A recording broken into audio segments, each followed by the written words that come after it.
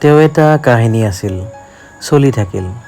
মই মাজৰ ঘটনা আছিলোঁ, খতম হৈ গ'ল। আইনাই সঁচা কথা কয়। কেনেকৈ? চাল্লা, সোঁফাল চাবলৈ গ'লে বাওঁফাল দেখুৱাই দিয়ে। আজব মানুহৰ ধাৰণা। তুমি কিবা আকাশৰ যন্ত্ৰৰ দৰে হৈ পৰিছা। সৌন্দৰ্যও যিমান, অহংকাৰো সিমান, আৰু মোৰ পৰা দূৰত্বও সিমান।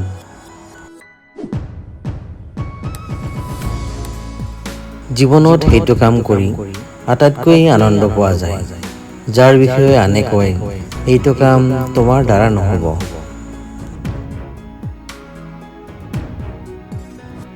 ভুল কৰিছোঁ যদি অন্তৰেৰে মাফ কৰি দিবা।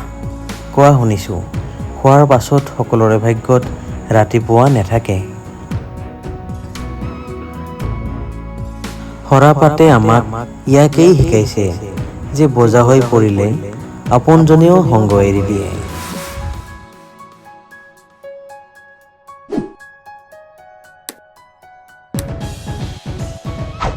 প্ৰিয় বন্ধুসকল, যদি ভিডিঅ'টি ভাল লাগিছে তেতিয়াহ'লে ভিডিঅ'টি শ্বেয়াৰ কৰিবলৈ আৰু ছাবস্ক্ৰাইব কৰিবলৈ নাপাহৰিব।